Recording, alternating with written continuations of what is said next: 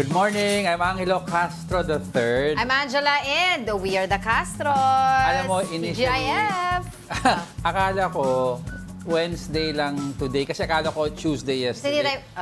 That's what they call pala, there's a holiday time lapse ng tinatawag nila. People on holiday break, usually pag December, nakakalimutan yung mga days already. Di ba? Kasi busy sa dito preparation. Dito tayo sa Kapatid Network, Signal Family, daming nakakalimot ng araw. Yes. Oo. Pero ang nag-remind sa atin ng araw ay Buddha's Belly. Yes, Friday. Exactly. Ganda ng segue. Alright, what do we have sa Buddha's Belly? We have sweet and sour pork. Of course, my favorite na Hakaw. Fried rice. Shrimp Hakaw dumpling. yan. Tapos mga dumplings, Beef spare stew. ribs, and beef stew. Yan. Kumain na Mga nga ako special na tumikim na ako na Buddha's maliliit. Belly. Thank you so much kay Marjorie Tan, of course. Of course, thank you for joining us, everyone. It's a Friday. Meron pa tayong 30 and 31, di ba? So, it's a Friday ngayon and madami tayong pag-uusapan. Yes, of course. Unang-una natin pag-uusapan. Mamaya alamin natin kung anong number to dito sa countdown natin. Yung budget. Diba? It is set to be signed by our President on Monday. Yeah. Diba? Ibibito ba niya? Anong mangyayari? Yan ang iisipin natin. And may special guest tayo mamaya, kaya Yes, abangan nila. Kaya sino mga na-empatso dyan sa daming kinain ng lechon, baboy, crispy pata, yan. Yes. Alamin natin ano mga ways to try to recover man lang para humaba buhay natin. Yes, especially, di ba, ang DOH may campaign sila ngayon na saying na maging fit and healthy, di ba, to para salubungin ang bagong taon. Yes. Okay, alright. Sige. We're serving you news in a countdown. All that before your second cup of coffee. This is Brunch. Now let's start off our countdown with the Metro Manila Film Festival entry, The Kingdom. The epic historical drama film starring Vic Soto and Piolo Pascual is gaining rave reviews from audiences. Moviegoers praised the film's unique take on the pre-colonial version of the Philippines. Some said its counterfactual history of our country is captivating, and some easily declared it as the best film of the year. Now catch The Kingdom starring Piolo Pascual and bossing Vic Soto like you've never seen him before in cinemas nationwide. Oo, kailangan natin panoorin yan. Nandiyan pa si lahat ay nagsasabi na napakaganda ng pelikula. Si kumparing Sid nandun. Oo, Sid Lucero. Si Sue Ramirez, Christine Reyes. Oo. Nakikita mo yung mga trailer, di ba? Lagi natin pinag-uusapan dito. Cinematography pa lang. Tapos yung music. Talagang maganda ba? Gusto natin panoorin na kaagad. Maganda kasi. Di ba parang, di ba ang ganda. Yung iba nga sabi nila parang ala Game of Thrones. Nakita ko yung ibang mga comments nila. So tignan natin, di ba? Tsaka ang galing daw ni Bossing dun. Okay, sige, let's continue with our countdown. Next in our countdown, authorities are bracing for the second wave of holiday travelers. The Philippine Coast Guard said they expect the usual surge in travelers at ports to start today, just ahead of the long weekend leading to New Year's Day. In airports, passengers are also expected to increase again in the coming days, after logging in around 190,000 people on December 24 and 25. The Immigration Bureau said passengers should arrive at airports early and ensure they have all their pre-departure and arrival requirements to avoid causing delays. Ito na naman ang mga exodus, mass exodus. Pero tama yun kasi Friday, yung iba nag-declare na wala nang pasok sa Monday. So magdedire-diretso na sa Pero not as much daw yung rush this time because ang dami daw nag-stay na sa provinces. Nag-file daw ng leave, di ba? And yung iba, ang alis nila is today na, Friday, kasi tapos mag-a-absent na lang ng Monday.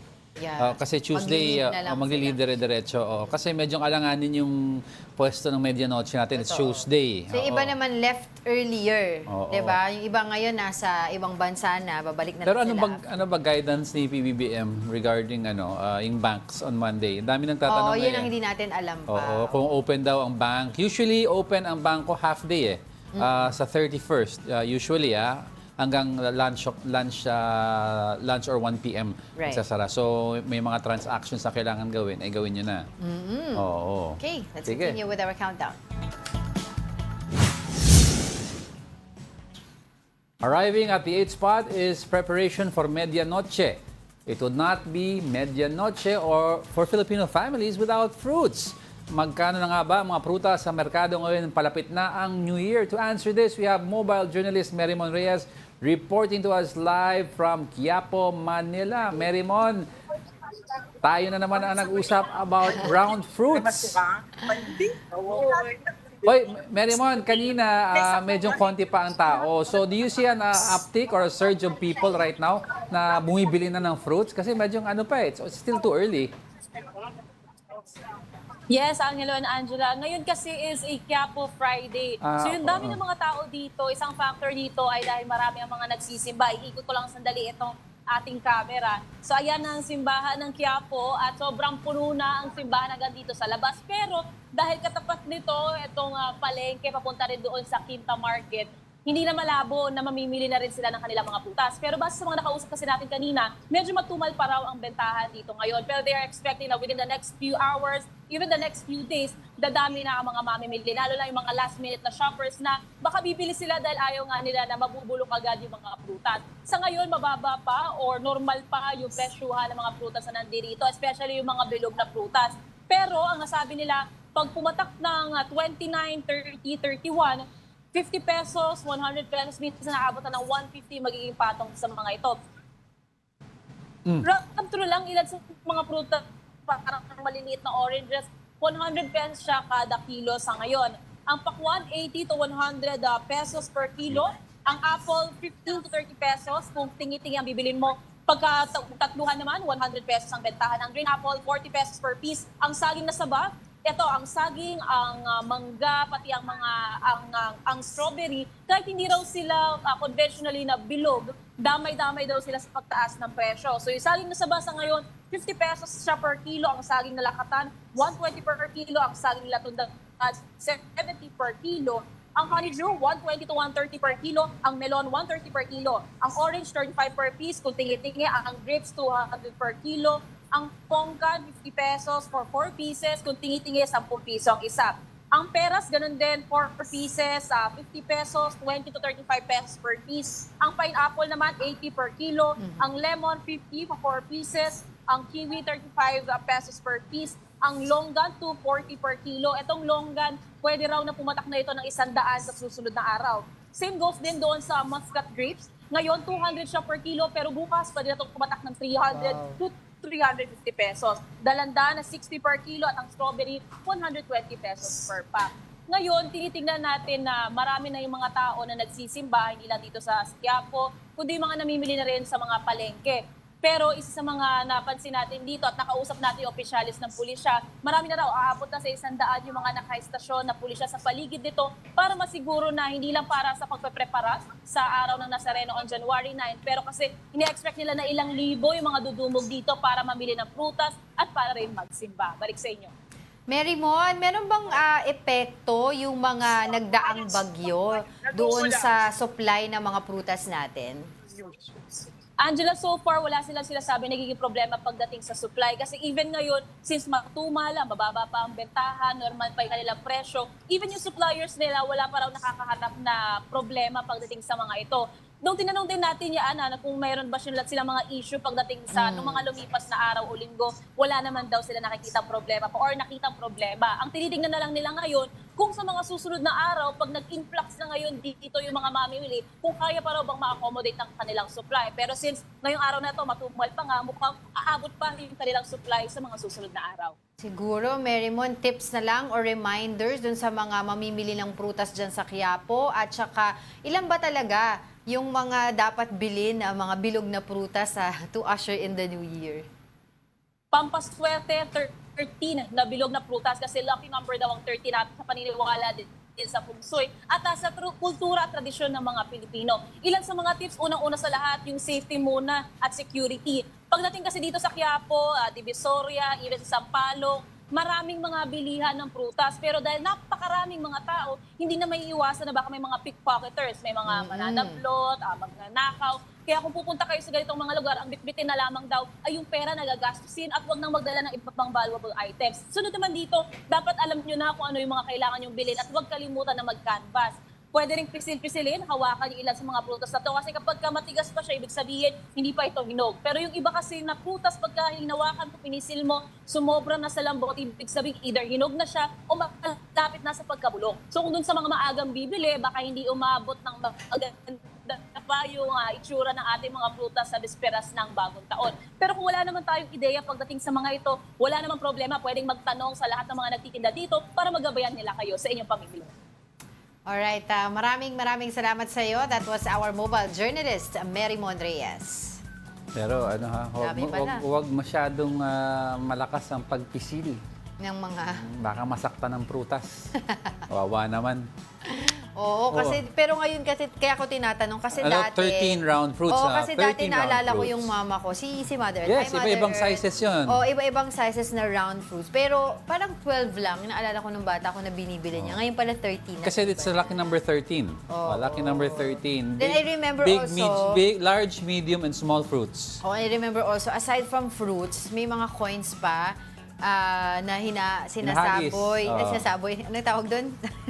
Hinahagis. Hinahagis paloob ng bahay para daw pagdating ng bagong taon, mas maraming pera yung dadating sa bahay ninyo. Alright, coming up, more firecracker-related injuries are being recorded across the country ahead of New Year celebrations.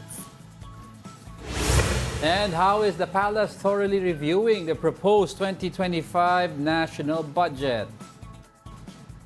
We're just getting started, mga kapatid. More of our top 10 news when Brunch returns. Keep it here on One News.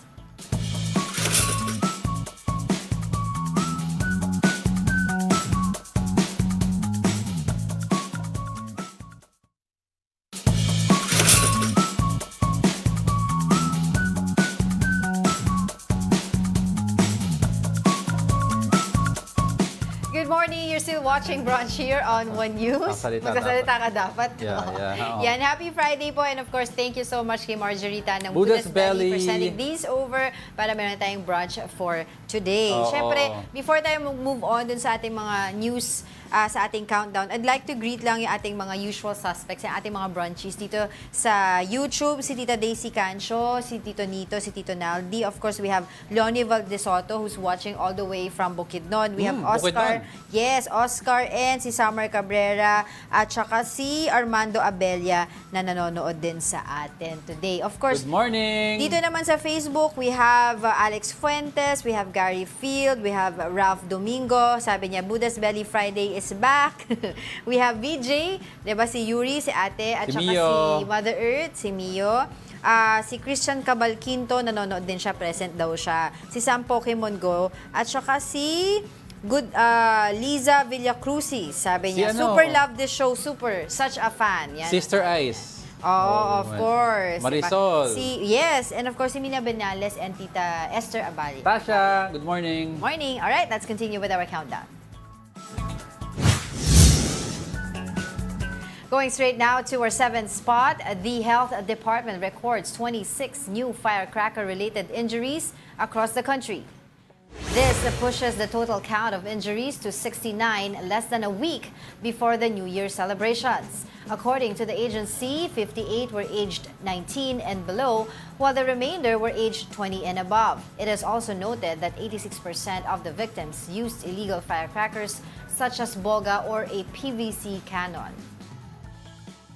Imagine, di pa tayo nagsastart ng New Year. Alam mo, ang dami nagtatanong na the government has had this campaign for the longest time since I was a kid about the dangers of firecracker, use of firecrackers. And ang dami nagtatanong, bakit until now, may nagre-report ng ganito. But tignan mo yung mga ages na mga edad na na-accident sa firecracker. It's 19 and below. It's because dapat continuous ang education. Siguro yung generation namin, generation nyo, natututo. So, we avoid firecrackers, but the younger ones, hindi na nasasabihan. Would you believe may Watusi pa on the market, which is illegal? Yes, and I think yung PNP sa anti-cybercrime group meron silang mga entrapment operations. And of course, dun din sa mga online na nagbebenta ng paputok online. So that's illegal meron- It's against the law yung magbenta ng paputok online. May grading ang firecrackers yan kung ano yung pwede lang sa gamitin ng isang household. Yeah. Tapos yung mga firecrackers na like po na yung mga Judas Belt, malalaking Roman candle, yung mga Quinton bomb, yun, sa designated areas lang in Quezon City, Yes. meron ka sa Makati, kung saan nagkakaroon ng fireworks display. You know, if I'm not mistaken, in Pangasinan, parang iniisip nila mag-total ban na talaga doon ng Well, kasi alam mo, nasisira din ang kalikasan yung hangin. Yes. Alam mo, Quality, di ba sinabi have you seen natin kahapon? sa Australia and sa Australia and Canada ata, meron silang massive simulated fireworks display which is used drones na ang gumaganap. Pero yung effect niya sa sky, pag tinitignan mo, parang fireworks pa rin. Tapos may speaker sila sa Australia sa mga side ng areas. Tapos may mga tunog ng explosion of firecrackers, and then the drones act as firecrackers kung umiilaw sila ng gano'n. Yes, pero going back dun sa sinasabi ko, yung ginagawa ng PNP Anti-Cybercrime Group, na aside dun sa kanilang mga entrapment operations, talagang tinutugi sila ngayon yung mga nagbebenta online, at nakita nila na madalas may mga nagbebenta online ng paputok, sa Facebook na platform, sa Twitter, X na pala ngayon, at saka in Spotify. Can you imagine? So, yan yung mga tinitingnan din nila ngayon. Kasi yun nga, as I've said kanina, bawal nga yan sa ating batas, na magbenta ng paputok online. So, ayan yung mga... And we dapat din yung campaign natin, mapakita nila yung mga napuputulan ng daliri, 'di ba? Yung mga nasasabugan, para alam nila na ito yung dangers ng paggamit ng mga firecrackers, especially sa mga kabal. Bakit? Parang rumaragas ang tren ang magsalita. Walang preno, walang matid. Okay, go! Next. Settling in at the sixth spot is the high-grade marijuana called Kush. The Philippine Drug Enforcement Agency, or PDEA, raised concerns over the rise of Kush smuggling in the country. PDEA said the smuggled Kush are usually misdeclared items entering our ports. The agency expressed worry that the market of Kush are the youth who are looking for alternative party drugs. PDEA explained that Kush is cheaper compared to other party drugs like ecstasy. Season na maraming pera, maraming party, maraming pupuntahan, maraming gimmick. At usually kasi bakasyon, mataas ang potent nito. Mas malakas na ang tama. Baka siguro umitit ka ng 3 sa marijuana, doon sa Kush isa lang, may tama na. Oo, kasi ang Kush is high concentrated ang yung hallucinogen niya tsaka yung downer effect niya. So, usually daw, if it takes, for some people who are sanay na with that drug, it takes 3 or 4 or 5 to get a high. Dito, 1 puff daw, it gets you a high. Either mag-food trip ka or matutulog ka. And kasi ang ecstasy medyo mahigpit ngayon. Yeah. So ngayon, they're saying may flooding talaga sa market ngayon of Kush. Oh, kasi that's why they're retraining dogs daw to smell out Kush. Kasi Hindi masyado nila ang dogs kasi parang ecstasy and cocaine and shabu ang nila. Trained sa kanila. Most of them, oo. Can you imagine ito nga, di ba? Nakikita nila yung pagsasmug. Yeah, high-grade Kush. Lalakas ng loob, sabihin kasi nakakalusot siguro yung karamihan. Di ba? Ayan, no? Ang laki yan. Isang bulto ng ganyan. Ang dami na yan actually because yung Kush, yan, look at the dog. Yan, tinitrain nila yan to smell Kush. Ang cute Jack Russell ata yan. I remember yung Kush na usapin na yan, di ba? Yung sa anak ni DOJ Secretary Remulla, yan yung nahuli. Yeah. Na pinadala. Siya yung receiver, allegedly, di ba? Allegedly, Okay, sige, let's continue with our countdown.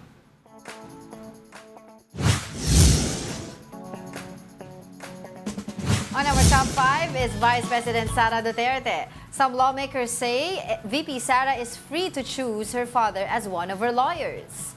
Congressman Robert Ace Barber said there should be no issue with VP Sara having former President Rodrigo Duterte as her lawyer. Congressman Joel Chua shared the same view, noting that it's VP Sara's constitutional rights to choose a counsel of her choice. VP Sara announced that her father would be joining her legal team amid several impeachment complaints filed against her.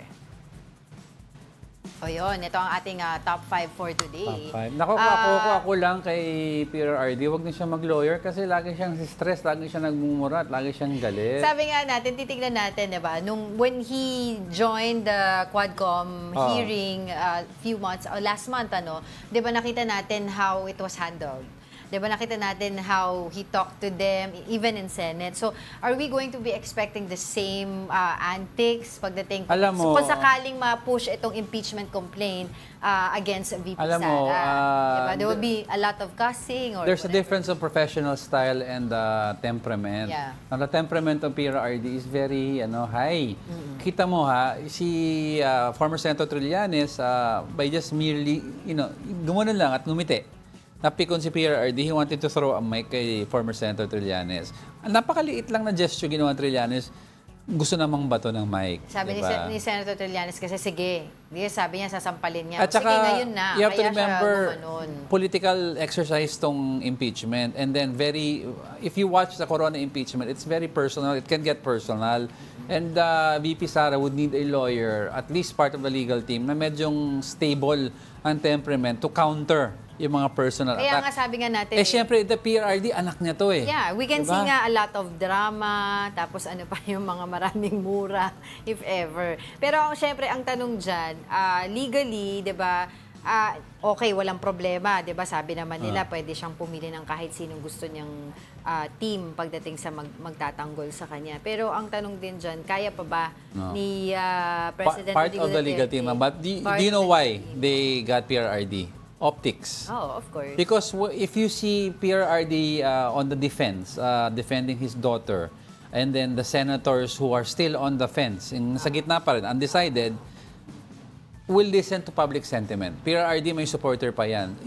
A former president, a Pero beloved... may enough, may enough experience ba si PRRD sa ganitong klase? He's a prosecutor. I know. He's a prosecutor. Iba ang nature ng Diba? style ng prosecutor. But he's still a lawyer. But I don't think he's there naman as a main option sa defense. It's part of the legal But team. the mere fact na he will be there defending his daughter, ang gandang optics yan sa public. So, senators will be swayed by the optics. Siyempre, diba, yung sentiment for PRRD, medyong mataas, diba? People are for him. Ayaw nilang sinisigawan si PRRD. Kung pa yan, kung ma-push nga itong impeachment complaint, that will be also during the campaign season.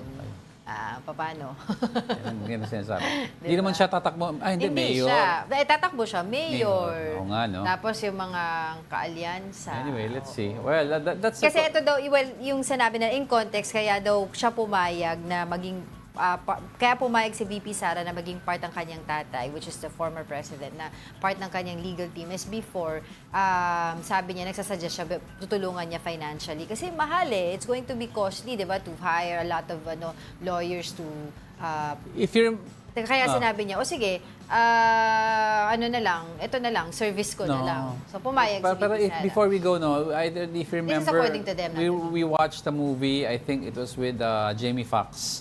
Na when they were, dalawa silang lawyer eh. I remember isang that. white, isang black. Ngayon, Meron kang team lead. now, kahit yung black, hindi naman racist siya, di ba? I mean, hindi man siya racist. Yung white lawyer, hindi siya racist. Pero nung tinignan mo yung jury, karamihan African-American, so a white lawyer will not make it. Yeah. Ito, optics din. You see the former president defending his daughter, di ba? So sa mata ng tao, wow. Tapos iniipit yung mga senador kayo. So the senators will have to adjust and baka give a favorable vote in favor of VP Pero Sara. aside from former President Rodrigo Duterte, sino pa kaya yung magiging lawyer ni Mga Sara? ang tinatawag. Si Sal Panelo. Hindi, tsaka yung Pwede. what's his name? Si Attorney Harry Roque baka hindi pwede kasi wala siya. Hindi, wala na dito yan. Oo. Anyway, Inisip ko lang yung mga Oo. kaalyansa niya. Oo. Abogados Fuentes. Okay. Abangan natin yan. Alright, let's continue with our countdown. Coming in at the fourth spot is about the Education Department. The Commission on Audit, or COA, called out DepEd again for failing to finish one of its projects on time. Based on COA's audit report, DepEd only finished 22 out of 98 school facilities under the Last Mile Schools program. It aims to transform makeshift classrooms in isolated communities into standard ones. 98 schools under this project should have been renovated on or before May 31, 2022. However, some of them were just finished last year. DepEd said numerous factors influenced the delay of the project, like COVID-19 restrictions. But COA did not accept this reason and stated that only a fraction of the schools were gravely affected by COVID-19 protocols. Oo. So yan yung tinatawag nila na Last Mile Schools Program. Ito nga, nabanggit mo naman din dun sa report natin na itong program na to, it started in 2019 to make sure nga na, alam mo yun, inclusive yung pagkakaroon ng mga classroom ng mga kababayan natin sa mga far-flung areas. Yeah. Kasi, di ba, we've seen also during ng mga documentary days ko, yung mga sobrang lalayong mga lugar na hindi na sila makarating sa kanilang mga eskwelahan. Tumatawid pa sila ng ilog, or kung meron man silang classroom, makeshift lang talaga. Makeshift, yeah. So ito yung program na yon. This program comes in, di ba? Yeah. To make sure na itong mga areas na to magkaroon ng classroom para naman hindi ma-left out yung mga yung mga indigenous people, yung mga nakatira sa far-flung areas. Ang problema kasi, ito nga, medyo na-delay. Hindi medyo na-delay talaga yung construction nitong mga 2 years. schools na to. Oo. 2 year And delay. I was reading the report about this. Sinasabi nila, yung ibang mga contractor for each area na kinuha nila, hindi nila, until now, hindi nila makontak. So, kaya ngayon, sinasabi ng COA, dapat gumawa sila ng timeline, itong DepEd, to make sure na pa rin itong proyekto na to. Kasi nabigay na yung budget sa kanila nung 2020 pa. Okay. Okay. Next.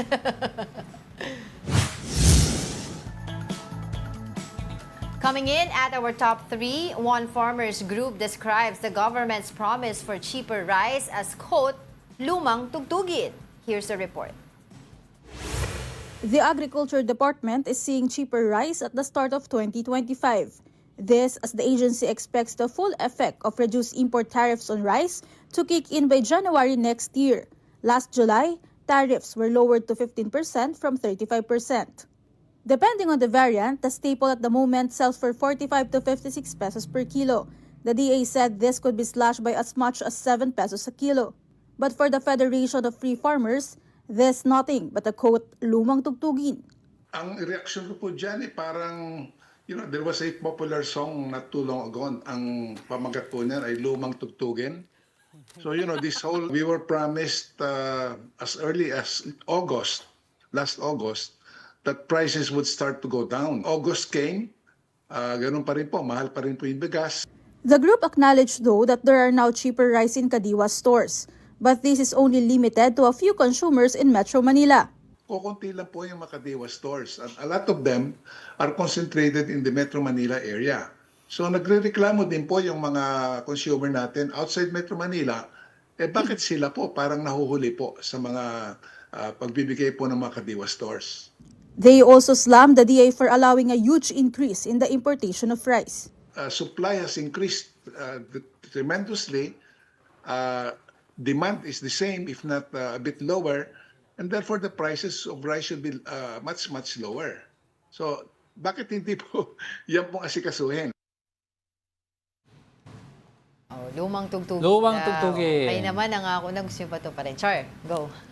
2038 ang di ba? And then yung mga labels pala ng rice, gusto nila tanggalin na premium and Oo. other. Di ba naman pa nila sinasabi yun? Hindi Ang naman, nawala yung, na nun yung mga Angelica, Super Angelica. No, yung label, yung Ginawa na lang nilang yung brand. sinanong. Oo, yung parang gusto nila noon simplified, pero ngayon wag mo nalagyan ng premium because sometimes yung premium nilalagay nila to sell it at a higher per kilo price. Iniiwasan nila yan. Pero yung mga labeling of varieties before, yun ang nawala. Kasi noon, ang daming variety. May Mindoro, may... Ano na pa. Anyway, don't go away. We're not done yet. May guest pa tayo. Ano ang guest natin? Sino ang guest natin?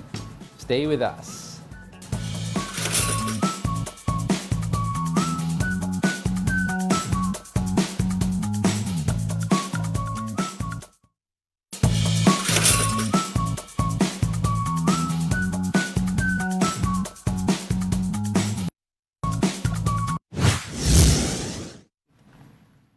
You're still watching Brunch here on One News. Brunch break muna tayo. Oo. Oh, go. Okay. Ngayon tapos na ang mga Christmas... Wake up. Wait lang. Sasalita. Inaano mo ko eh.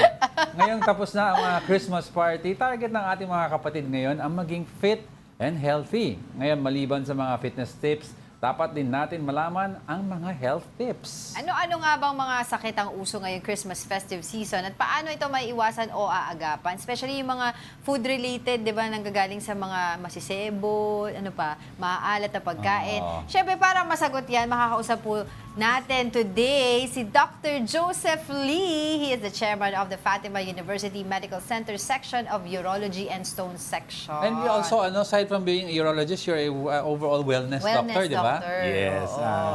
So First lahat and foremost, good morning, Good morning. Diego and Yay, Angel. finally live. And to all the viewers of Brunch, good morning. Okay. Doc, simulan na natin. Ang question ko, bakit tuwing January, ang daming heart attack, nasa-stroke, ang daming namamatay right after the holidays? I think it's food lifestyle.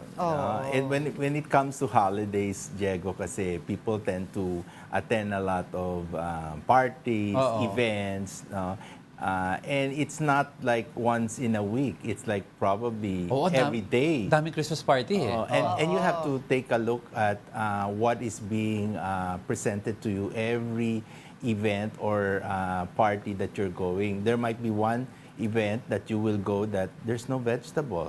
All meat. Lahat diba? lechon. Kasi walang kumakain ng Baka. lahat ganon, diba?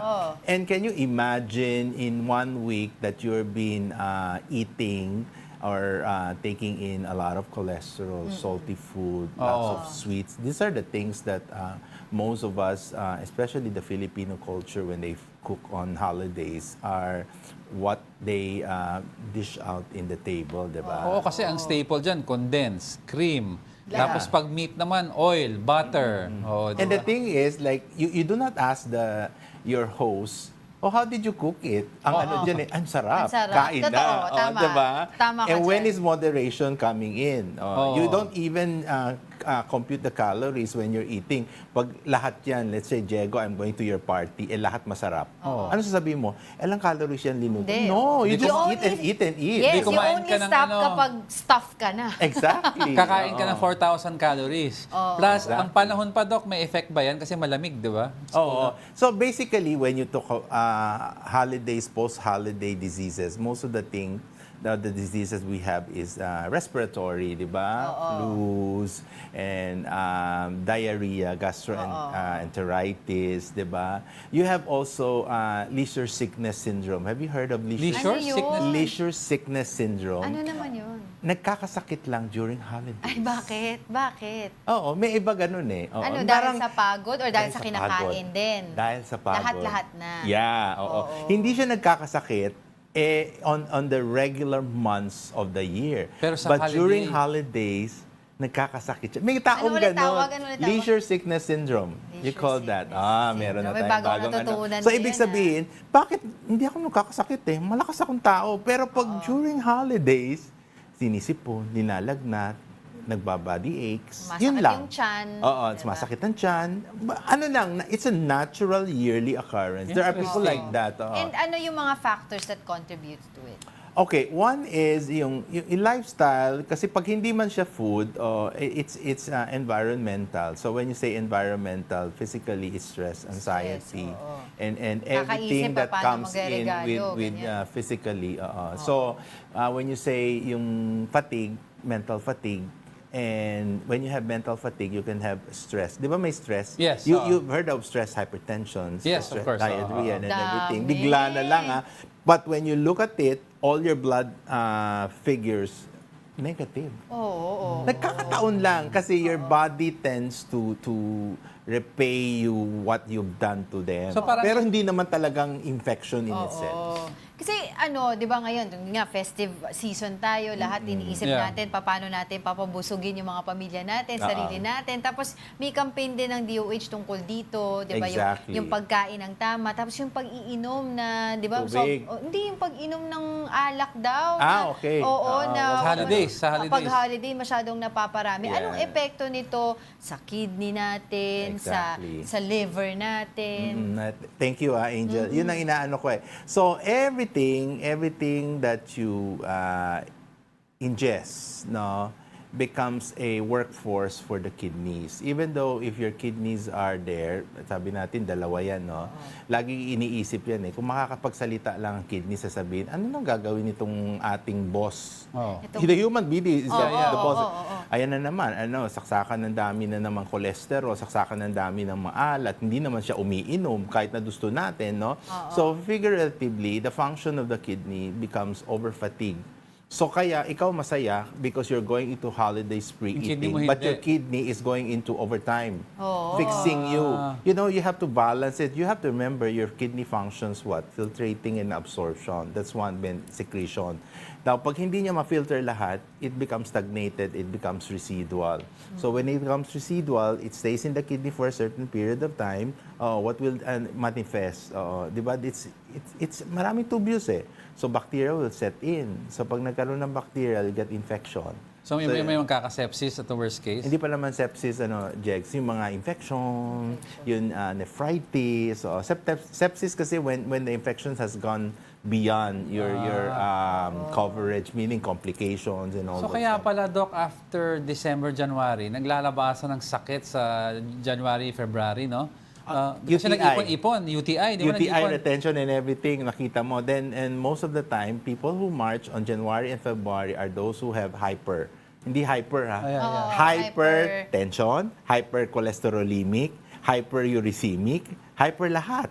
Lahat ng hyper. Diba? Kasi nag-over and above. But if you try to think of it, this should have been filtered out. Yeah. And of course, your liver is also functioning as a helping organ. But of course, alam mo, liver kasi it's major royalty ang liver. When I say royalty, medyo maarte. Yes, And yes. the only thing that is nice about the liver, it regenerates. The problem with the kidney, it doesn't regenerate. Kaya dalawa. So pag tinapon ng royalty na liver, sabi ko royalty medyo maarte, di ba? Parang, ikaw na bahala dyan. Ano gagawin ng kidney? He has to do all the work for you.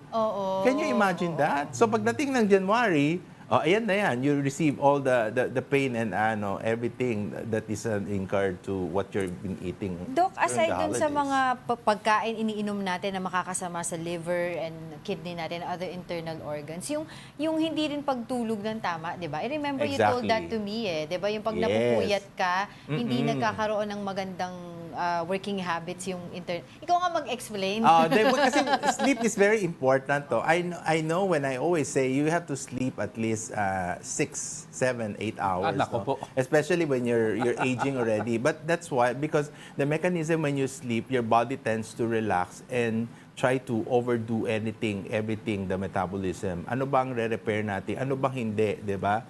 Then it gives the nerve, the sensitive, all the things that cannot be repaired to your brain later on in the morning. Sabi, ito hindi na pwede. Kasi pag hindi mo, if you don't do that, no, your body tends to deteriorate and cannot process everything, especially when you are earmarked on the mature aging age. Kasi di ba, Doc, sabi mo, pagka natutulog ka, that's when your body starts to work. Exactly. And your body examines you during the time that you're sleeping. When examine, ibig sabihin, ano ba? Ano ba bang okay? Ano ba bang hindi mo lang alam yan. Kumbaga diba? parang si kidney nagpapahinga ng 9 o'clock, 10 o'clock, ikaw kain ka pa ng kain. So ginigising mo siya. That's why, di ba? That's why you don't, bangungot is one also a very major thing during the holidays. What? Because you have hemorrhagic pancreatitis. Yeah. Ibig sabihin, your pancreas or your lapay starts to work overload and your enzymes start to overflow. When your enzymes overflow, it burns the other organ system. Then it kills you. Acute pancreatitis. Yes. Kain ka ng kain hanggang alas 12 ng gabi. Dapat parang walang matutulog ka na, di ba? Pero the way parang sinasabi mo, Doc, parang when the damage is done sa kidney, yun na yun. Hindi mo na mababalik. So Exactly. What are the things that you could do to at least improve the situation you're in after the holidays? Pangbawi, kumbaga, pangbawi ng konti man lang. Ang hirap, di ba? Mahirap. Kasi una-una, Diego, paano mo malalaman? Hindi ka magpapa-examine. How will you know that your target expectation for the kidney is okay, 'di ba? You won't, 'di ba? Parang sinabi mo, sige, I'll eat all this bunch. I'll be very very good to my kidney. In January, I'll go to the hospital or diagnostic center and have my kidney done. Do you do that? Do we do that? We don't course do not. that. I don't see that. I always see my patients We don't coming go in. to the hospital hanggat wala tayong nararamdaman. Exactly. Oh, so ano mangyayari? So magi-injure yan. When your kidney starts to injure, it goes into what? The next phase is goes into failure. Pupunta ka lang pag Diego, Angel, pag nag-failure na. When you say failure, ibig sabihin 100% or even lower than that, your kidney starts to fail in its function. So, papapakita na, magpaparamdam. Paano magpaparamdam yan? Namamanas, diba? Masakit yung likod. Sumasakit yung likod. Tumataas ang creatinine mo. Pag nagpa-annual ka, o ikaw naman, ay, bakit? Denying. Bakit nagkaganyan? Really? Kulang na sabihin sa'yo ng kidney mo, really? Totoo ba? Really now? O parang gano'n. Totoo ba? Hindi nag-deny ka. O tapos, okay, you go into acute phase, chronic phase. Pag nag-chronic phase ka, sino sisisihin mo? Tapos, when you go to see us, you want really... You want a miracle. Tama ka, Dok, gawin mo na. I have parenchymal disease, di ba? Renal parenchymal, anong gagawin mo? When you say renal parenchymal disease, nasira na yan. The structure of the kidney has been strong. Ayun na. So, ayan na. Siguro na lang before we let you go. Ang dami natin natutunan. I'm sure kasi ang viewers natin nabitin and they want to ask Doc Joseph several questions. How can they get in touch with you, Doc? Kasi baka i-Facebook ka, di ba? Oh, yan. May social media account ko sa Facebook, sa YouTube, sa ano pa ba? Sa Instagram. Celebrity urologist yan eh. Dr. Joseph Lee, no? Yes. Then when you are in Camanaba area, you can visit me at Fatima Medical Center. I'm there. Then if you are in the Quezon City area, you can visit me at Urology Center of the Philippines. Well, you can also visit yung bandang South. Yes, sa South. Okay, siguro pinaka Thank ano you na very lang, much. pinaka Message, advice. Oo, doon sa mga ayan na sasabak matigas na ang naman ulo. sa kainan bago mag-New Year ni. Sabi nila, last na daw pag last na daw yung Christmas Eve, pero may Alam mo, medianoche pa. Angel, maraming magalit sa akin eh, di ba? Para sinabi, who doesn't want to enjoy? Who doesn't want to eat? Who doesn't want to have fun? But, sabi ko laging, iisipin, we have fun, don't, eat too grandiose, di ba? Parang, wow, parang wala nang katapusan. Kasi January, Last meal mo pag wala ng mga Last ganyang meal mo party, parang pag wala ng party, doon babawi ang katawan mo. And it's always difficult when your body starts to signals singil, make singil. That's the thing. Well said. Oo, on that note, maraming salamat for joining us today. Finally, live here si Doc Joseph Lee. Thank you so much, Doc. Thank you. Okay, sige. Ano ba? Kinabahan We'll be ako. back. Kinabahan ka kasi doon. dami niyang dami niyang kinakain this Ayun na. holiday season. Anyway, we'll be back with more stories after the break. Keep it here on One News.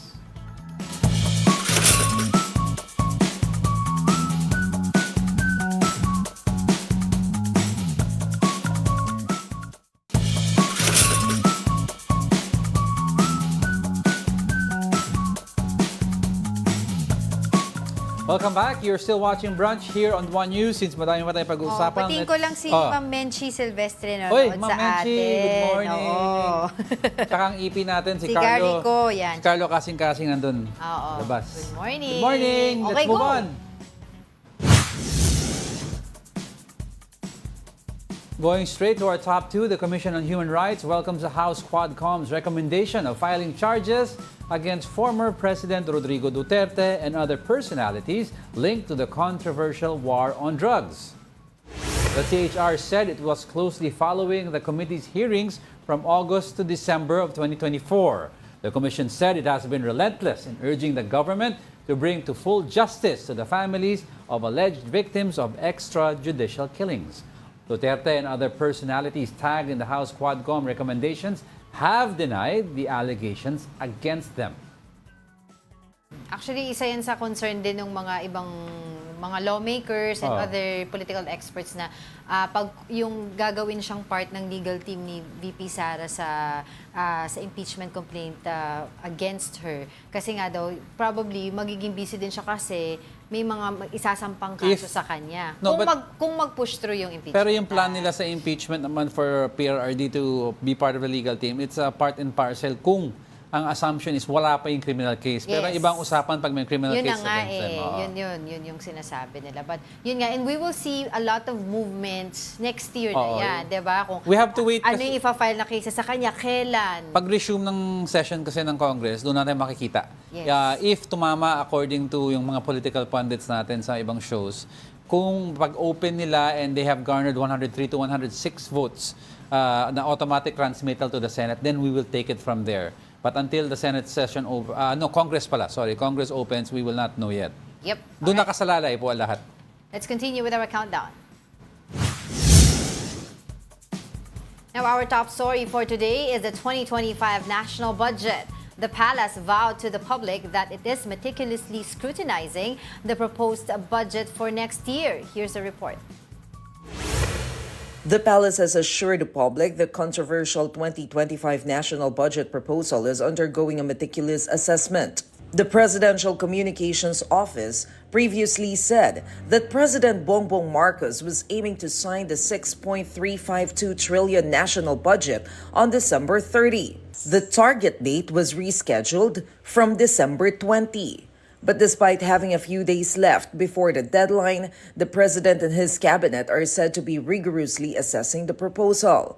Executive Secretary Lucas Bersamin said the president should ensure the budget proposal is constitutional. He also claimed that PBBM is most prudent in financial programming. Some groups are calling for the president to remove the allegedly unconstitutional items from the budget proposal. But Bersamin said president is looking closer at the documents with or without the pressure from some groups.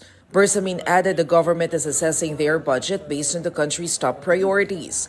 Marcos earlier promised the 2025 project will focus on his administration's important and priority projects. For News 5, Maricel Halili, We Are One News. Yun. So, abangan natin yan, December 30. Doon sa pagpirma ni Pangulong Bongbong Marcos ang ating budget na very, very controversial. Tinawag pa ni Senator Amy Marcos na very, very bad budget. Tapos yung iba naman, political patronage. Ang, A lot of layunin. experts, especially mga financial experts, have said this budget seems to have a large number of insertions that are undetermined or unprogrammed, which is another way of wala ng pork barrel, so it's another way of disguising the pork barrel. Oo. And Lalo't mag-election pa. ayoko, yun ang sasabihin ko sana. Ayoko sana Isipin. I don't want to accuse anyone of that, but a lot of people are saying, well, ano bang event next year? Nagkataon kung kailan ang daming insertions, ang daming unprogrammed funds, it's the elections. Oo. So ngayon, sinasabi nila, they need to do, sabi ni Pangulong Bongbong Marcos and his team, na itong budget na to, Yun, they have to make oo. sure na according pa rin ito sa Constitution. Very good yun, oo. So, ano kayang mangyayari? Because, syempre, hindi naman pwede mag-veto, mag-line veto ang presidente, pero hindi siya pwede mag-realign. Oo. Diba? So, ang pwede daw mangyari dyan, kung magla-line veto siya ng mga provisions like yung sa health, PhilHealth, or sa Department of Education, ang mangyayari daw dyan ay re-request ng supplemental budget through the Congress. Oo. Ang ayaw lang nila mangyari dyan yung reenacted budget because Kasi it is unprecedented pala ang reenacted budget na ito if ever. Dahil yung mga reenacted budget before, ang dahilan ng mga reenacted budget ay hindi nakapag-convene o hindi natapos ng both houses yung kanilang budget. dito kasi tapos na to. Oo, pero ito tapos na. So there's hindi po an pwede. issue, There will be legality. There's an issue of amounts Legality kasi. And then ayaw pa ng president magpa-bycam ulit because it takes up too much time. So we will see what happens sa December 30, how they go about this. But you're right kasi yung mga reenacted budget before is failure to, number one, either agree upon both chambers failed to agree on the same versions, or number two, simple lang hindi sila umabot sa quorum. Oo, kasi ito, tapos na eh. Tapos na nag-bycam na. Tapos yung suggestion naman ni Senator Amy Marcos na to go back and mag-bycam, medyo malabo na daw yan dahil nga doon sa sa usapin ng timeline, di ba, sa usapin ng oras. So, yun ang mangyayari. So, we will see kung ano ba yung magiging budget natin na napaka-controversial nga. Pinakamalaki na sinasabi nila, dinagdag na budget ay yung DPWH. Diba? So, tingnan natin kung anong mangyayari dito. Kasi, di ba sabi nga, parang malaking sampal ito sa mukha ni Pangulong Bongbong Marcos. Dahil pinakita naman na, di ba, nila doon sa, ang tawag doon, yung kanilang forecast, di ba, yung mga pinagplanuhan na budget, tapos hindi pa rin na-prioritize ng both, ng Tapos, BICAM, di ba, yung kanilang gustong gawin sa budget. Tapos na and yet hindi pa tapos. Oo. Okay. Ayan. Thank you very much to everyone for joining us for today's episode of Brunch. Friday. Buddha's Belly, thank you for this Yay! yummy, sumptuous, delicious, lahat pa ng adjectives, pronouns, nouns, lahat to describe this wonderful food. Thank you very much. All our viewers, thank you. We'll see you again next week. And that wraps up today's episode of Brunch. Join us again on Monday. I'm Angela Lagunzad-Castro. And I'm Angelo Castro III. We are One News, all sides, all the time.